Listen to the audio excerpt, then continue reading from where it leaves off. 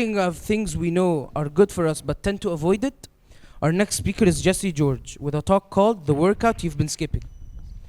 Jessie makes the case for the one kind of training most of us neglect. Please welcome George.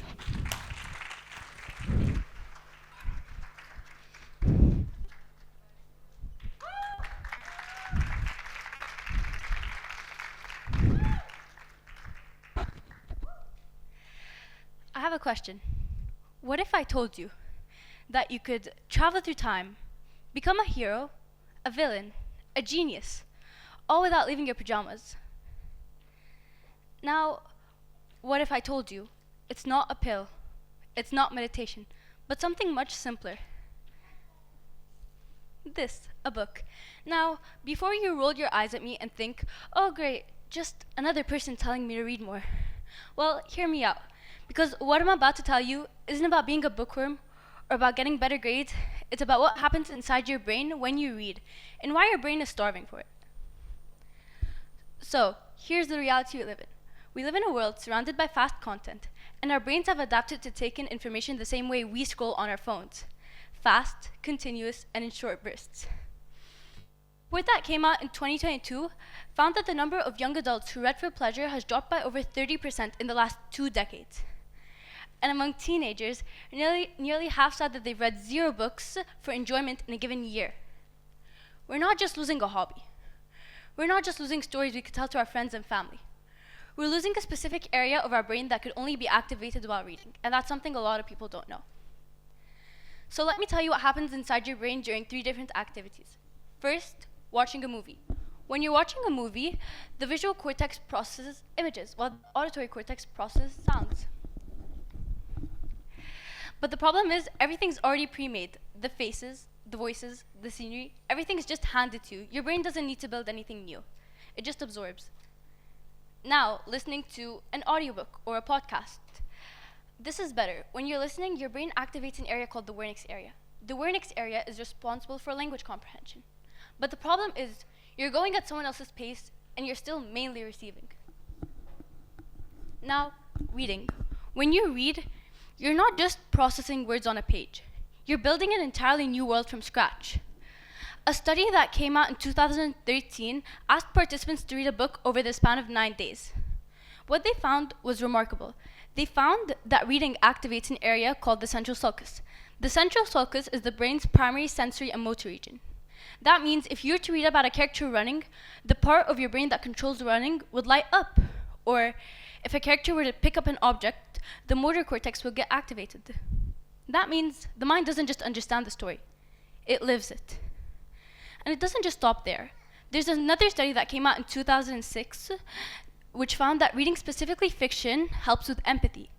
It trains the ability to understand that other people have thoughts, feelings, and perspectives different from your own. Watching a video makes you observe emotion, but reading makes you feel emotion. Now, you may think, okay, reading is good for the brain, but can it affect my life? Well, the answer is yes. A study that came out in 2016 tracked over 3,600 participants over the span of 12 years. They found that the ones who read for just 30 minutes a day lived an average of 23 months longer than the ones who didn't. That's almost 2 extra years of life, just from reading.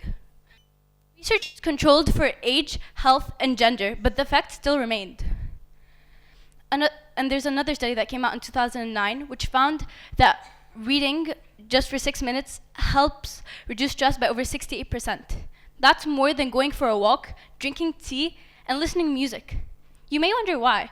Well, it's because reading demands complete focus. Your brain can't possibly stress about tomorrow's exam while following a character through a forest at midnight.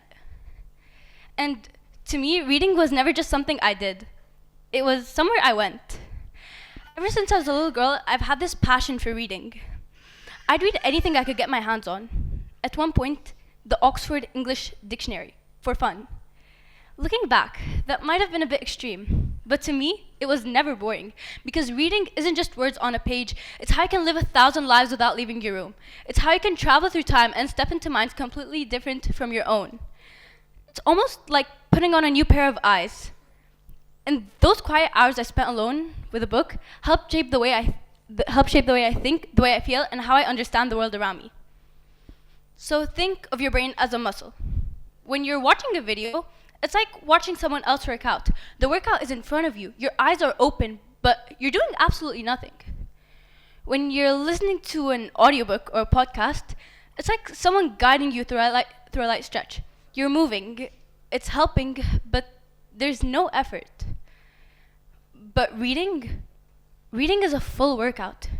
Every sentence is a rep, every chapter is a set, and every book is a training program that strengthens your focus, your imagination, your creativity, your empathy, and even the physical wiring of your brain.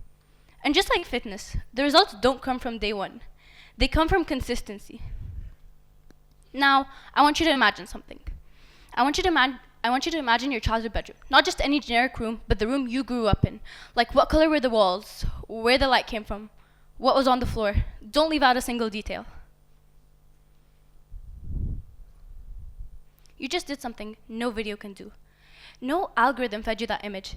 No AI was involved. Your brain retrieved and reconstructed a fully detailed, emotionally loaded world all within seconds.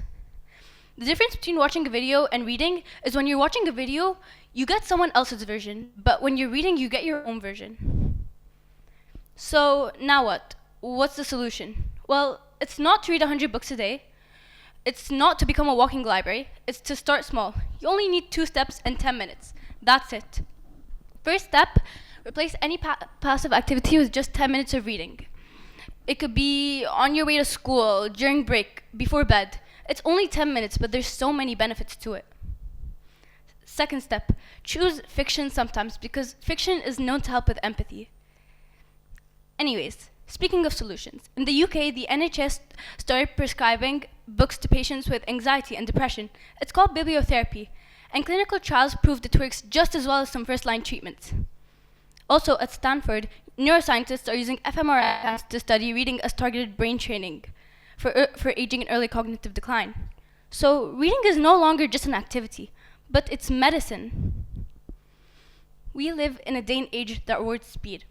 We're losing the ability to think deeply, to imagine freely, and to understand one another. The thing is, reading doesn't just make you smarter, it makes you more human. So maybe, in a world that never slows down, the closest thing we have to pressing pause might be a book. Thank you, everyone.